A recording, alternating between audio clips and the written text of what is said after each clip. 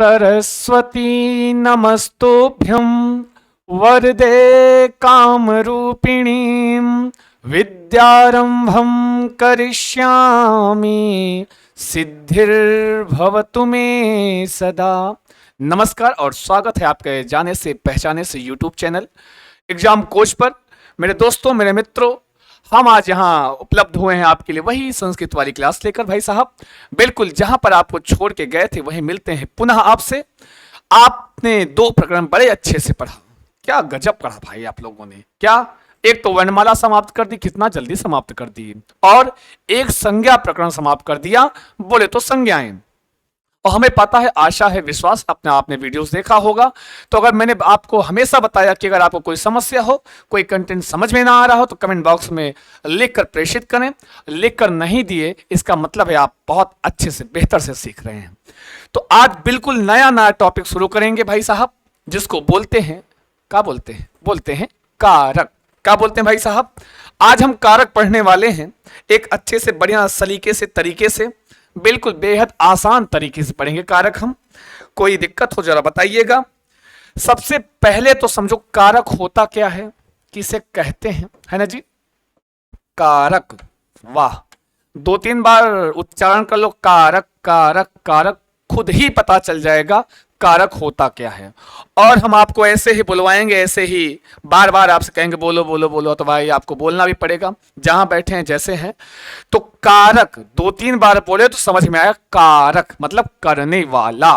जब कोई कुछ कार्य करता है तो वही तो कारक होता है। जैसे आप टकटकी लगाए, आप पढ़ रहे हैं, देख रहे हैं, एग्जाम कोच को देख रहे हैं, पढ़ रहे हैं, तो इस समय जो आप पढ़ रहे हो, ये पढ़ने नामक क्रिया का जो संपादन आप कर रहे हो, उस समय पे आप एक कारक के रूप में हो। समझ में आया? अभी मैं आपको पढ़ा रहा हूं, मैं आपको बता रहा हूं, तो मैं क्या हूं? मैं इस समय एक कारक के रूप में कार्य कर रहा हूं। इसीलिए यही चीज होता है कारक हमारी भाषा में। किंतु अगर चूंकि हम संस्कृत पढ़ रहे हैं, तो संस्कृत में एक ऐसे ही लाइन लिख देते हैं कि क्या लिखते हैं जी, देख लो देख लो देख लो। पहला कहते हैं कि क्रियाम करोति इति, है ना जी। क्या क्या क्या? क्रियाम करोति इति, कारकम। समझ में आया? क्रियाम करोति इति क्या मतलब हुआ इसका? जो क्रिया को करता है। हाँ, क्या करता है जी? जो क्रिया को करता है वही क्या है भाई साहब? वही है कारक। जो क्रिया को करता है, जैसे आप लोग क्रिया कर रहे हो, कौन सी क्रिया? पढ़ने नामक क्रिया कर रहे हो, पढ़ाई कर रहे हो, आप खाना खा रहे हो, खाने नामक क्रिया हो रही है। तो जो कर रहा है, करोति, जो करता है, इति, वही, इस प्रकार वो क्या? कारकम। तो क्या है भाई साहब? ओ, कारक है। समझ में आया? फिर एक लाइन और आ जाती है, उसका भी मतलब यही होता है। कहते हैं, का कहते हैं, कहते हैं क्रियान्वयित्वम। क्या बोलते हैं जी? क्रियान्वयित्वम, माफ कीजिए, क्रियान्वयित्वम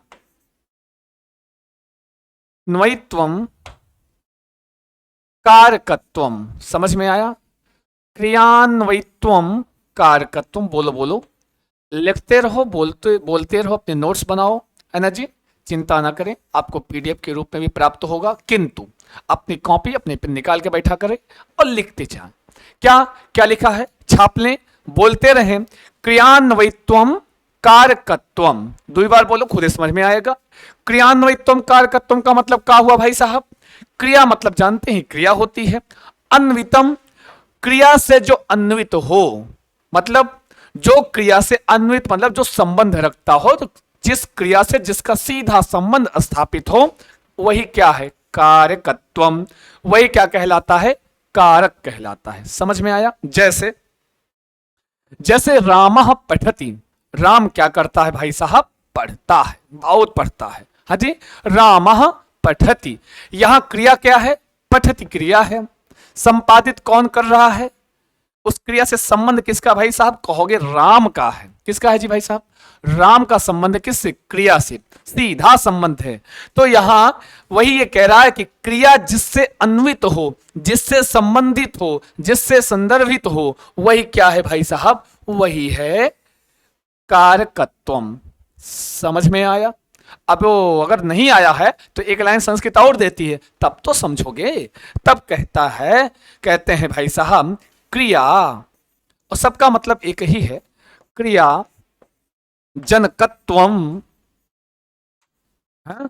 क्रिया जनकत्वम कारकत्वम। क्रिया का जो जनक है, वो जनक मतलब जो क्रिया का संपादन कर रहा है, जो क्रिया कर रहा है, वो क्या है भाई साहब, वही है कारकत्वम, वो कारक कहलाता है। सिंपल सी बात।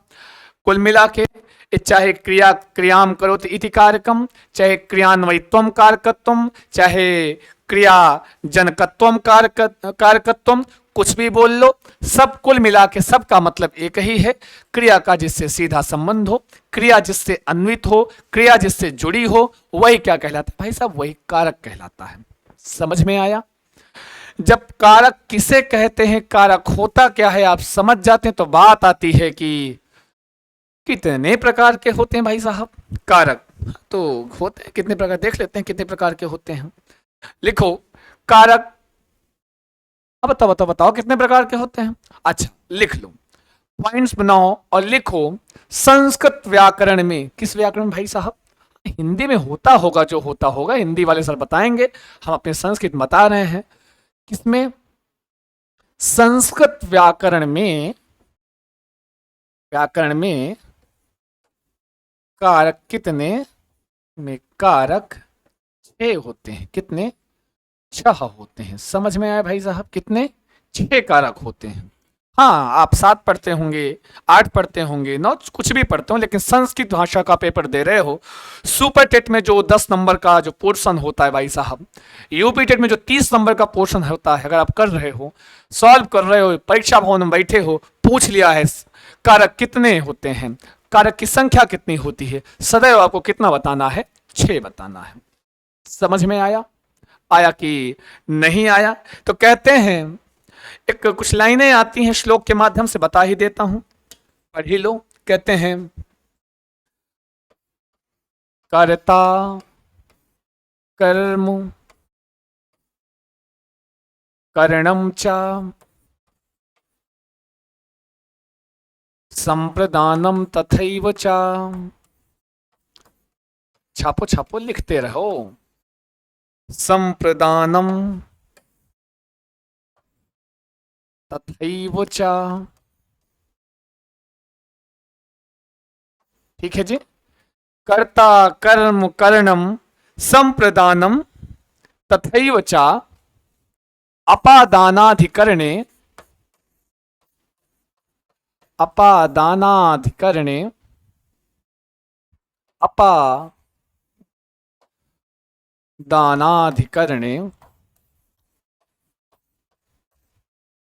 अपादानाधिकरणे इत्याहुः कारकाणि षट्। क्या क्या क्या? इत्याहुः कारकाणि षट्।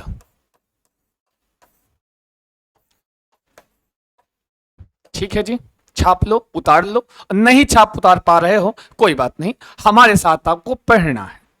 बोलेंगे और नहीं बोलेंगे तो क्या करेंगे? बोलिए, बोलो। कर्ता कर्म करणम चा संप्रदानम तथैव चा अपादानाधिकरणे इत्याहुः कारकाणि षट्। और एक बार बोलो। कर्ता कर्म करणम चा संप्रदानम तथैव चा अपादानाधिकरणे इत्याहुः कारकाणि षट्। ये श्लोक बता देता है, ये लाइनें आपको बता देती हैं कि कारक होते कितने हैं, होते कितने हैं, साथ में कौन कौन से होते हैं, ये लाइनें बता रही हैं। कह रहे हैं कि कर्ता कर्म करणम चा, मतलब क्या हुआ इसका भाई साहब? तो ये कह रहा है, ये कह रहे हैं कि भाई एक तो होता है कर्ता कारक। कौन सा होता है भाई साहब? एक होता है आपका कर्ता कारक। कौन सा? कर्ता। दूसरा कर्म, तीसरा करण, चा मतलब और, चौथा संप्रदानम, तथा उसी प्रकार और कौन सा है? अपादान, मतलब पांचवा कारक हो गया। फिर अपादान अधिकरणे, मतलब ये छठा हो गया। इत्याहु, इस प्रकार से आहु मतलब कहे गए हैं क्या? कारकाणि मतलब कारक, षट मतलब 6। समझ में आया? कर्ता कर्म करणम चा मतलब कर्ता कर्म और करण संप्रदानम तथैव च तथा संप्रदान अपादानाधिकरणे अपादान अधिकरण इत्याहु कारकाणि षट् इति धन आहु इत्याहु कह रहे हैं इस प्रकार इति मतलब इस प्रकार से आहु मतलब कहे गए हैं कारकाणि मतलब कारक षट मतलब 6 कारक कहे गए हैं। मत भूलना, बिल्कुल मत भूलना। क्या नहीं भूलना है? जब संस्कृत भाषा का पेपर दे रहे हो तो कारक की संख्या आपसे पूछा है तो एकदम दिल खोल के बढ़िया एकदम 6 लगाना भाई साहब, 6 ही बताना। और कौन कौन से होते हैं तो ये आपके सामने लिखा है, चलो इनको हम सिस्टमेटिक लिख देते हैं भाई साहब, है ना जी। कौन कौन से हैं कारक? कारक कितने? कारक की संख्या 6। कौन कौन से? हाँ तो वो पहला कौन सा है जी भाई साहब? कह रहे हैं कि कर्ता कारक। कौन सा? कर्ता। दूसरा कर्म। तीसरा करण। चौथा कहेंगे संप्रदान। ठीक है जी। कौन सा दान? कहेंगे संप्रदान। फिर कहेंगे कौन सा दान? तो कहोगे भाई साहब अपादान। उसके बाद फिर छठा और अंतिम कहेंगे अधिकरण। कौन सा करण? कहेंगे अधिकरण कारक। आई बात गई समझ में? यही जो 6 आपके स्क्रीन पर दिख रहे हैं, आपके मोबाइल के स्क्रीन पर जो जगमगाते हुए 6 कारक दिख रहे हैं, यही 6 कारक होते हैं कर्ता कर्म करण संप्रदान अपादान। समझ में आया? अच्छा जी। अब यहां पे कभी कभी ऐसे आपसे पूछ लेता है संस्कृत में कि निम्नलिखित में से किनको कारकों में सम्मिलित नहीं किया गया है या कारक के अंतर्गत नहीं गिना जाता है। तो किनको नहीं गिना जाता है? किनको किनको भाई साहब? एक तो है संबंध। कौन सा? संबंध। और दूसरा संबोधन। आई बात गई समझ में? कारक के प्रकार में यूं कहो कारक की संख्या के अंतर्गत इनकी गणना नहीं की जाती है। माना क्वेश्चन पूछ लेगा निम्नलिखित में से कारकों में परिगणित नहीं किया जाता है, ऑप्शन में होगा संबंध कर्ता कर्म करण, तो किसकी गणना नहीं की जाती है? ना तो संबंध की और ना तो संबोधन की। समझ में आया? जब यही दोनों हट जाते हैं भाई साहब तो यही जो बचा 6, यही आपका 6 कारक गिने जाते हैं संस्कृत भाषा में। ठीक, चलो कारक जान गए। फिर कहते हैं कि ये विभक्ति कितनी होती है भाई साहब? विभक्तियां भी तो होती हैं। अच्छा, तो विभक्तियां कितनी होती हैं देख लेते हैं। तो संस्कृत व्याकरण में विभक्तियां 7 होती हैं। कितनी होती हैं? बोलो बोलो बोलो। 7 होती हैं। कितनी होती हैं? विभक्तियां 7 होती हैं। हाँ जी भाई साहब, कितनी विभक्ति? तो विभक्तियां 7 होती हैं। कितनी? 7। कारक 6 विभक्ति 7। कारक 6 विभक्ति 7। याद रखना, रटो रटो बोलो बोलो, बोलते रहो। कारक 6 विभक्ति 7। और वो 7 विभक्तियां कौन सी हैं? तो आप सब जानते हैं क्या? प्रथमा, द्वितीया, फिर तृतीया, फिर चतुर्थी, लगे हाथ भाई बोलो बोलो बोलो, पंचमी, और उसके बाद षष्ठी, और 7वां और अंतिम क्या है जी? सप्तमी। कौन सी? कौन भैया कहेंगे? सप्तमी। आई बात गई समझ में? 1 2 3 4 5 6 7। समझ में आया? 1 2 3 4 5 6 7। प्रथमा द्वितीय तृतीय चतुर्थी पंचमी षष्ठी सप्तमी, ये 7 आपकी विभक्तियां होती हैं। कारक 6 होते हैं। चलते हैं, अब शुरुआत करते हैं, एक एक को ऑपरेट करते हैं, एक एक कारक का ऑपरेशन करते हैं, देखते हैं क्या मिलता है, क्या निकल के आता है भाई साहब। चलो करते हैं, शुरुआत करते हैं। चलो चलो चलो, आओ आओ मेरे साथ। पहला कारक का पढ़ा? कर्ता। कौन सा?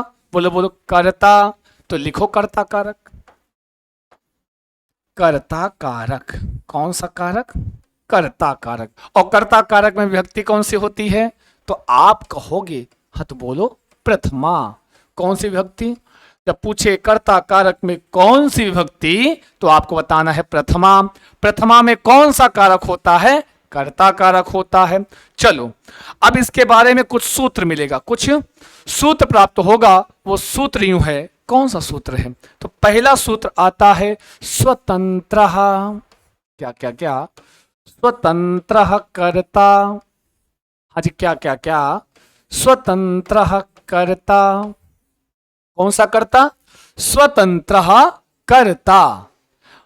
ये सूत्र है। कभी पूछे कि ये स्वतंत्र कर्ता किस कारक का सूत्र है, आपको बताना है कर्ता कारक का सूत्र है। कभी आपसे पूछेगा कि स्वतंत्र कर्ता किस विभक्ति का सूत्र है, तो प्रथमा विभक्ति का सूत्र है। क्वेश्चन कैसे पूछता है? क्वेश्चन ऐसे ही पूछता है, कोई उदाहरण देगा, पूछेगा ये उदाहरण किस सूत्र से है, समझ में आया? या कोई सूत्र देगा, ये किस विभक्ति का है, ये किस कारक का है, समझ में आया? आई बात गई समझ में? ये टाइप होता है क्वेश्चन का। हालांकि जब हम आपको पढ़ाएंगे तो टाइप ऑफ क्वेश्चन बताते चलेंगे कि कैसे क्वेश्चन आता है। समझ में आया? स्वतंत्र कर्ता, 2-3 बार बोलो, खुद ही पता चल गया आपको। हम क्या बताएंगे भाई साहब कि स्वतंत्र कर्ता, स्वतंत्र मतलब जो स्वतंत्र हो, जैसे आप लोग स्वतंत्र हैं, एग्जाम कोर्स देख रहे हो, इसीलिए स्वतंत्र हो भाई साहब। कह रहे हैं कि स्वतंत्र हो जो, कहाँ स्वतंत्र हो भाई साहब? ऐਵੇਂ थोड़ी नहीं, किसी क्रिया के संपादन में। जैसे आपका मन है, हम एग्जाम कोच देखेंगे, ये आपका मन है तो हाँ जी, तो आप फ्री हो, आप स्वतंत्र हो। उस समय आप किस रूप में हो भाई साहब? कर्ता रूप में हो। समझ में आया? तो कहते हैं किसी क्रिया के संपादन में जो स्वतंत्र होता है वही कर्ता होता है। जैसे, जैसे क्या? जैसे क्या लिख लो भाई साहब, उदाहरणम समझ लो। जैसे राम, राम भगवान कई बार आएंगे भाई साहब, समझ लेना। इतना उदाहरण है, अब क्या बताएं। ऑफलाइन में होते तो आपका नाम पूछ के लिख लेते, नाम है नहीं पता तो आप राम राहुल पुस्तकम पठति, अस्तु पुस्तकम पठति। माना कोई ये वाक्य है, तो कहते हैं कि राम पुस्तक पढ़ता है। अच्छा भाई साहब, यहां क्रिया कौन सी हो रही है? तो पठति नामक क्रिया हो रही है, मतलब पढ़ने नामक क्रिया हो रही है। और संपादित कौन कर रहा है क्रिया को? इस पढ़ने की क्रिया का संपादन स्वतंत्र रूप से कौन कर रहा है? हैं? बोलो बोलो बोलो बोलो बोलो, तो कहोगे राम कर रहे हैं। कौन? राम कर रहे हैं। तो जो स्वतंत्र होता है किसी क्रिया को संपादित करने में, वही आपका कर्ता कहलाता है। समझ में आया? जैसे you you you you you, तुम लोग क्या एग्जाम कोचम पश्यति इदानीम किम हो, इस समय आप एग्जाम कोच देख रहे हो। तो एग्जाम कोच को जो देखने की क्रिया कर रहे हो भाई साहब, उसमें आप स्वतंत्र हैं। तो कर्ता कौन हुआ? कर्ता आप हुए। वैसे ही राम पुस्तक पढ़ रहा है, ये पढ़ने नामक क्रिया का संपादन स्वतंत्र रूप से कौन कर रहा है? आप कहोगे राम कर रहा है। तो राम क्या हुआ भाई साहब? यहां पे एक कर्ता, कर्ता कारक हुआ। आई बात गई समझ में? अच्छा, समझ गए हो तो आगे कदम और बढ़ाओ। एकदम बहुत ही वेरी वेरी वेरी, आज जितने बार वेरी बोल लो उतना इंपॉर्टेंट सूत्र आने वाला है आपके सामने। आप विगत वर्षों के प्रश्न पत्र उठाइएगा, प्राप्त होगा। जो लोग ऊपी टेट दिए होंगे भाई साहब, उनको अगला सूत्र पक्का मिला है। आया था, आया नहीं था, आता ही है। इतना इंपॉर्टेंट जो है मैंने कहते वेरी वेरी वेरी, जितने बार बोल पाओ उतने वाला इंपॉर्टेंट है। तो चलो सूत्र लिख लो पहले, बहुत प्यारा सा, अच्छा सा, थोड़ा सा बड़ा सा सूत्र है। हाँ, वो सब कैंसर में काम करेगा। लिखो लिखो लिखो, प्रातिपदिकार्थ। उतारते रहो, छापते रहो, इन नोट्स से प्राप्त हो जाएगी। नोट्स क्या, अपने नोट्स बनाते रहो, अपने हैंड रिटन में लिखो। लिंग, बहुत ही जल्द आपको सब कुछ प्राप्त होगा, चिंता ना करें आप। प्रातिपदिकार्थ लिंग, परिमाण, वचन मात्रे प्रथमा।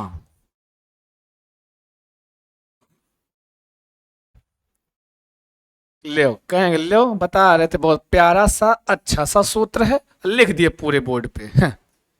अरे आपके लिए बहुत आसान है, आप संस्कृत के विद्वान जो हैं। पहले छाप लो, फिर समस्या हम सुलझाते हैं आपकी, ठीक? लेकिन पहले छापो, उतारो, है ना जी, उतारो उतारो, पहले उतारो, फिर समस्या हम सुलझा देंगे, आपको दिक्कत नहीं होने देंगे भाई साहब, इसीलिए तो हम आए हैं। ठीक है, छाप, छाप लिए, हाँ तो लिखा है, बोलना हम सिखाएंगे लेकिन बोलोगे आप, जहां पे बैठे हो, जैसे हो, चाय पी रहे हो, सो रहे हो, जाग रहे हो, लेकिन बोलते रहो। क्या? प्रातिपदिकार्थ, प्रातिपदिकार्थ लिंग परिमाण वचन मात्रे प्रथमा, प्रातिपदिकार्थ लिंग परिमाण वचन मात्रे प्रथमा, बोलो बोलो बोलो, प्रातिपदिकार्थ लिंग परिमाण वचन मात्रे प्रथमा। और एक बार बोल दो, प्रातिपदिकार्थ लिंग परिमाण वचन मात्रे प्रथमा। लगे हाथ, आंखें बंद करके बोलो, देखना नहीं है, बिना देखे बोलो, केवल सुन के बोलो, प्रातिपदिकार्थ लिंग परिमाण वचन मात्रे प्रथमा। अगर आप इतनी बार बोलोगे तो सच बता रहा हूं, एग्जाम में अगर ऐसा पूछ लिया कि जरा बताओ प्रातिपदिकार्थ लिंग परिमाण वचन मात्रे प्रथमा, ये सूत्र किस कारक का है, तो आप बता दोगे जी ये कर्ता कारक का सूत्र है। जब आपसे पूछेगा प्रातिपदिकार्थ लिंग परिमाण वचन मात्रे हाँ डैश डैश डैश, तो आप सदैव वहां क्या लिख दोगे जी भाई साहब? प्रथमा लिख दोगे। समझ में आया? पहले इतना सूत्र समझ लो, दो क्वेश्चन तो यहीं से बन गया कि ये सूत्र किस कारक का है, ये सूत्र किस विभक्ति का है ना जी? आई बात समझ में? चलो, पहली चीज तो ये जानना, कोई भी सूत्र जब आप पढ़ेंगे तो सबसे पहले आपके दिमाग में ये होना चाहिए वो सूत्र जो है वो किस कारक का है, किस विभक्ति का है, ये चीज क्लियर करना, ठीक है? क्योंकि आपके एग्जाम में कोई सूत्र दे देगा, पूछेगा ये सूत्र किस कारक का सूत्र है, ये सूत्र किस विभक्ति का सूत्र है, इसलिए ये ध्यान देना। अब आगे चलते हैं इन सूत्रों के बारे में, इसके अर्थ के, इसके बारे में आपको क्या बताना चाह रहा है, ये प्रातिपदिकार्थ लिंग परिमाण वचन मात्रे आपको क्या बताना चाहता है। तो पहला लिखा है क्या लिखा है? देखो देखो देखो, एक है इसमें प्रातिपदिकार्थ, प्रातिपदिकार्थ, आपको दो तीन बार तो ऐसे ही बोलना है, प्रातिपदिकार्थ मात्रे प्रथमा, लिंग मात्रे प्रथमा, परिमाण मात्रे प्रथमा, क्या फिर से एक बार, वचन मात्रे प्रथमा, प्रातिपदिकार्थ मात्रे प्रथमा, मतलब प्रातिपदिकार्थ में प्रथमा व्यक्ति होती है, लिंग मात्रे प्रथमा, लिंग मात्र में कौन सी व्यक्ति होती है? प्रथमा। पूछेगा परिमाण मात्र में कौन सी विभक्ति होती है, तो कहोगे प्रथमा। पूछेगा वचन मात्र में कौन सी विभक्ति होती है, तो कहोगे प्रथमा। आई बात गई समझ में भाई साहब? चलो, जब बात गई समझ में, अब इसका मतलब समझते हैं। तो और दूसरा इसमें एक है क्या? लिंग, है ना जी? तीसरा क्या है? परिमाण। क्या है जी? परिमाण है। अगला क्या है, तो कहोगे वचन है। क्या है भैया साहब? वचन है। 1 2 3 4, है ना जी? ये इतनी चीजें इस सूत्र में हैं। बाकी आगे मात्रे प्रथमा, मतलब इसका मतलब है प्रातिपदिकार्थ मात्र में प्रथमा विभक्ति होती है, लिंग मात्र में प्रथमा विभक्ति होती है, परिमाण मात्र में प्रथमा विभक्ति होती है, वचन मात्र में प्रथमा विभक्ति होती है। ठीक, अब देखो प्रातिपदिकार्थ का होता है भाई साहब, तो ज्यादा तो डिटेल नहीं करेंगे क्योंकि आपके लिए बहुत ज्यादा आवश्यक नहीं है, लेकिन कहते हैं एक सूत्र आता है। सूत्र क्या आता है? सिंपल सा है कि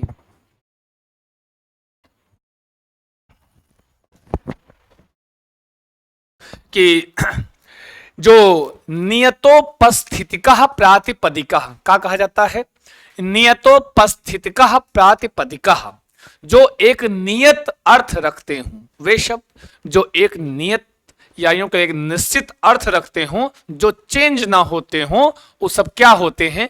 प्रातिपदिक होते हैं। समझ में आया? जो हर लिंग हर वचन सब में एक जैसे बने रहे, वो सब क्या है? प्रातिपदिक होते हैं भाई साहब। ठीक, अब कभी कभी पूछता है आपका कि प्रातिपदिकार्थ मात्र का उदाहरण क्या होता है, तो आप बताते हो, कहा बताते हो? यही तो बताते हो क्या? तो कहते हैं उच्चई। नीचैः। ठीक है जी। कृष्णः श्री ज्ञानम, क्या ज्ञानम, समझ में आया।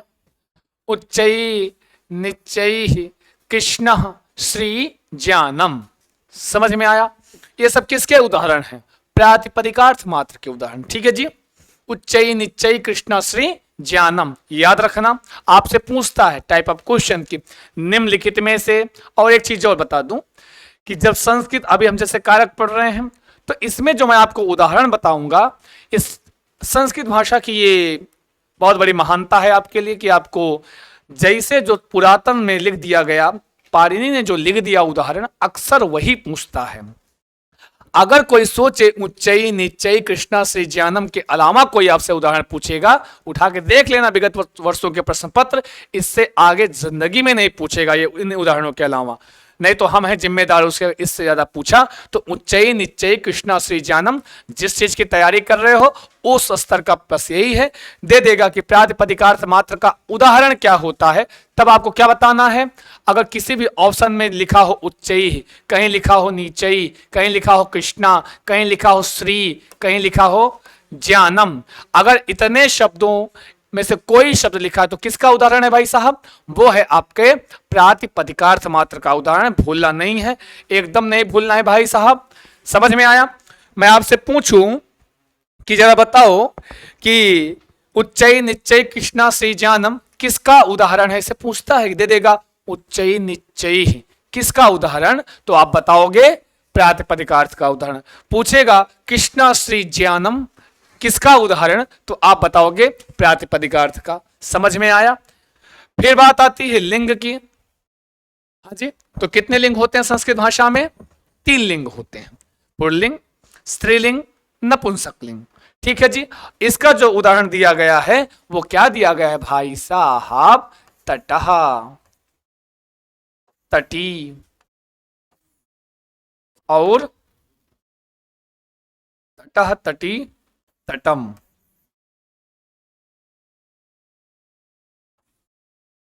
तटः तटी तटम, तटः तटी तटम किसका उदाहरण है? ये लिंग मात्र का उदाहरण। किसका उदाहरण भाई साहब? ये लिंग मात्र का उदाहरण है। अब पुल्लिंग में तटः बनता है, स्त्रीलिंग में तटी बनता है। तट शब्द है वो पुल्लिंग में क्या बनता है? तटः बनता है, स्त्रीलिंग में तटी बनता है, और नपुंसक लिंग में तटम बनता है। समझ में आया। तटः तटी तटम। आई बात गई समझ में। ये जो तटः तटी तटम लिखा है, पूछेगा कि तटः तटी तटम किसका उदाहरण है, तो आपको क्या बताना है? लिंग मात्र का उदाहरण है। ठीक है। अगर आपसे पूछा तटः तटी तटम किस सूत्र का उदाहरण है, तो प्रातिपदिकार्थ लिंग परिमाण वचन मात्रे प्रथमा। हालांकि ज्यादा टेंशन मत लो, हम आपको प्रैक्टिस सेट कराएंगे तो टाइप ऑफ क्वेश्चन सब वही प्राप्त होगा, चिंता ना करें। अभी केवल आप कॉन्सेप्ट विशेष ध्यान दें, क्योंकि अगर आप कॉन्सेप्ट समझे हैं अच्छे से, बढ़िया से, बेहतरीन तरीके से, तब आपको क्वेश्चन करने में कोई भी दिक्कत नहीं आएगी। और जब हम वहां पे प्रैक्टिस भी करा देंगे तब तो आपके लिए सोने पर सुहागा, है ना जी। फिर बात आती है परिमाण मात्र का। परिमाण का मतलब क्या होता है तो आप तो जानते होंगे। परिमाण, पर, नाप, जोख, तौल, दूरी इत्यादि सब क्या है? परिमाण ही तो है ना जी। जैसे एक गिलास दूध तो क्या है? एक गिलास दूध क्या है? उस दूध का परिमाण है। समझ में आया। आई बात गई समझ में। तो चलो, लेकिन यहां पे जो उदाहरण दिया गया है आपको वही याद करना, उसके अलावा कोई उदाहरण नहीं याद करना है। तो कहते हैं का कहते हैं भाई साहब द्रोणो व्रीहि। क्या उदाहरण है? द्रोणो व्रीहि। अस्तु, समझ में आया क्या जी? द्रोणो व्रीहि, बोलो बोलो बोलो, लिख लो द्रोणो व्रीहि। हाँ जी, कौन सा कहेंगे? द्रोणो व्रीहि। और ये जो द्रोणो व्रीहि है किसका उदाहरण है, तो आप बताओगे परिमाण मात्र का। रही बात आपके मन में बार बार आ रहा होगा, बार आप सो पूछना चाह रहे होंगे, और सामने होते तो पूछ भी लिए होते कि हाँ ये द्रोणो व्रीहि का मतलब क्या होता है ना जी। हम बता देते हैं। द्रोणो मतलब होता है द्रोण। द्रोण एक पात्र का, विशेष प्रकार का पात्र है। आप गांव में रहते होंगे, हम तो गांव से हैं। हमारे यहाँ व्रीहि मतलब होता है धान। व्रीहि मतलब क्या होता है भाई साहब? व्रीहि मतलब होता है धान। तो इस पूरे वाक्य का मतलब द्रोणो व्रीहि का मतलब हुआ एक दौरी धान। हमारे यहाँ उसको दौरी बोलते हैं, और आपके हम हर जगह जो अलग अलग नामों से उस पात्र को जाना जाता है। कभी कभी जब देखते हो कि जब अनाज हमारे यहाँ होता है, बंटवारा होता है, तो एक पात्र विशेष में भरकर आराम से एक इधर एक इधर एक इधर एक इधर बांटते हैं ना जी, वही जो पात्र है उसी को बोलते हैं द्रोण। तो इस द्रोणो व्रीहि का मतलब हुआ एक द्रोण धान। तो ये किसका उदाहरण हुआ भाई साहब? ये परिमाण मात्र का हुआ, क्योंकि यहां पर उस धान के परिमाण की बात की जा रही है। कितना है धान? कहते हैं एक द्रोण धान है। समझ में आया? तो द्रोणो व्रीहि किसका उदाहरण? परिमाण मात्र का। इंपॉर्टेंट है आपके लिए ये वाला, सबसे ज्यादा इंपॉर्टेंट तो पूरा है, इस सूत्र में पूरा वेरी वेरी इंपॉर्टेंट है ना जी। किंतु इसमें भी द्रोणो व्रीहि किसका उदाहरण? तो परिमाण मात्र का उदाहरण। परिमाण मात्र किसका उदाहरण है? सॉरी, परिमाण मात्र का उदाहरण क्या है? तो द्रोणो व्रीहि है। अगला कौन सा है? वचन। हाउ मेनी वचन? कितने वचन? अभी अभी हाल में जो निपटे होंगे कहेंगे 7 वचन। नहीं, ये आपका वचन होगा। कोपि 7 वचन नास्ति। अरे पाणिनि का है वचन, ये तो यहाँ पे केवल 4 माइनस कर दो, 3 वचन। बोले तो 3 वचन, 7 वचन वालो है। मुस्कुरा रहे होंगे, मुस्कुराइए कि आप 7 वचन से आगे बढ़ गए हैं। ज्यादा चक्कर में ना रहो, रोने का दिन आ रहा है, इसीलिए 3 वचन अच्छे से पढ़ो ताकि आपका 7 वचन सुरक्षित रहे, है ना जी। वचन कितने? 3। तो लिख लो भाई साहब, इसका उदाहरण लिख लो। एक द्वौ वह वह, है जी, वह वह, बहुत सारे, है ना जी।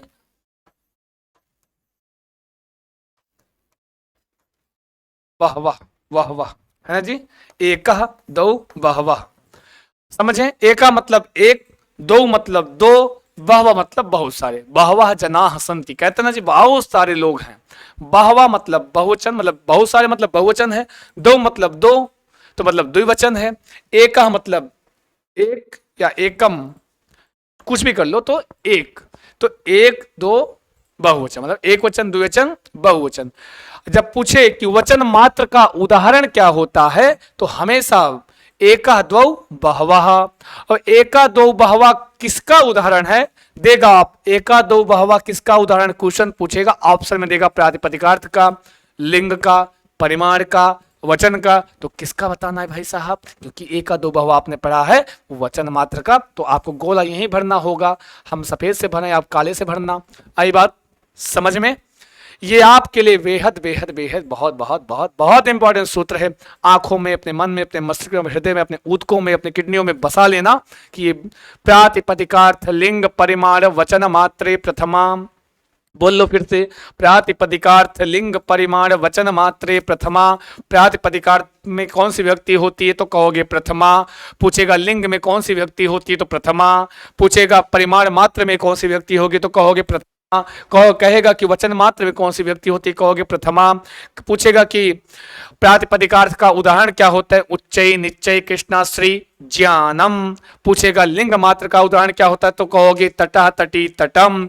पूछेगा परिमाण मात्र का उदाहरण क्या होता है? तो कहोगे द्रोणो व्रीहि। पूछेगा वचन मात्र का उदाहरण क्या होता है? तो एकः द्वौ वहवः इति है।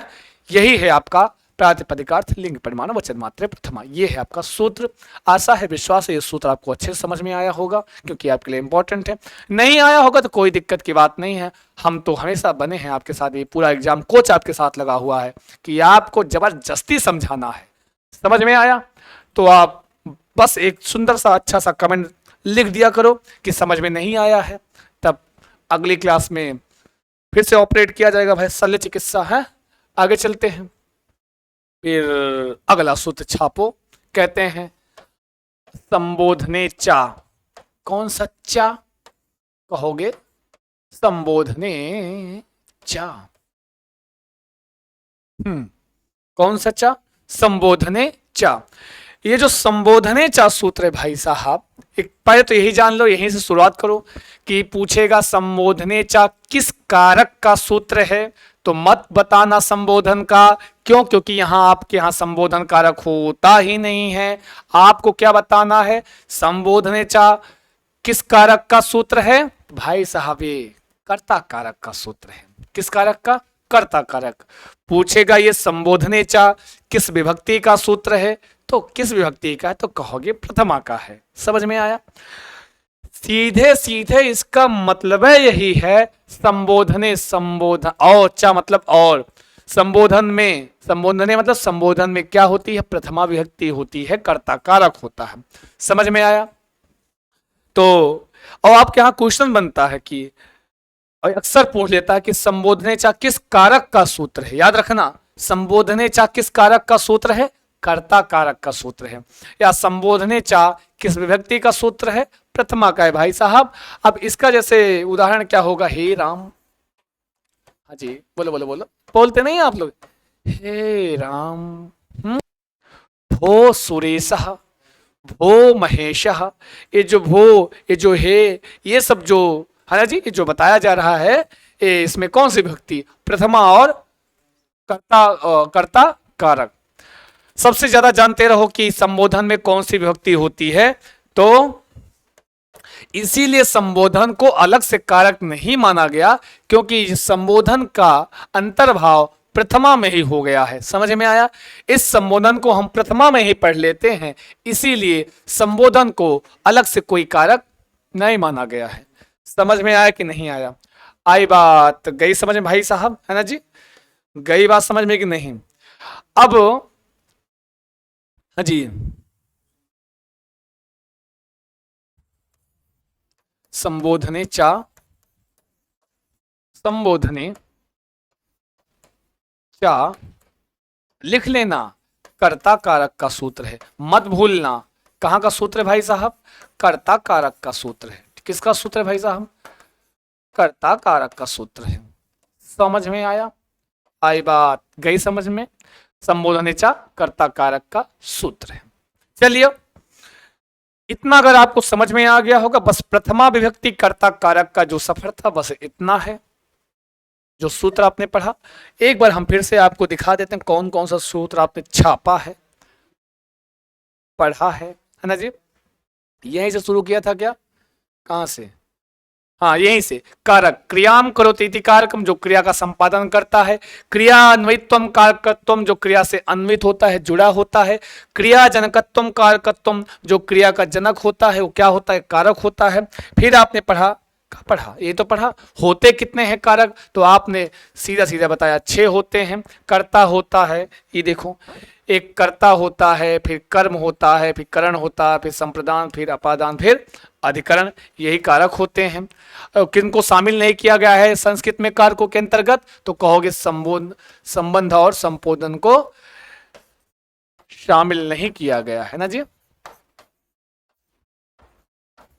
शामिल नहीं किया गया है।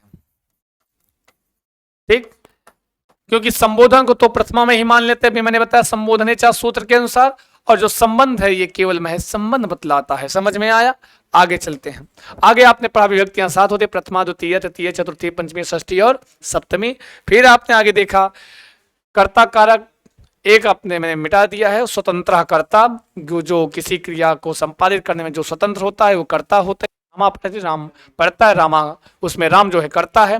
फिर आपने एक सूत्र पढ़ा था, प्रातिपदिकार्थ लिंग परिमाण वचन मात्र प्रथमा, रट लेना, समझ लेना, इसको मैंने बता दिया है। और एक था संबोधनेचा, जैसे हे राम, संबोधन में सदैव प्रथमा व्यक्ति होती है, संबोधनेचा, है ना जी? या कभी पूछे संबोधन में, है ना जी, पूछे संबोधन में कर्ता कारक होता है और प्रथमा होती है। क्या होती है?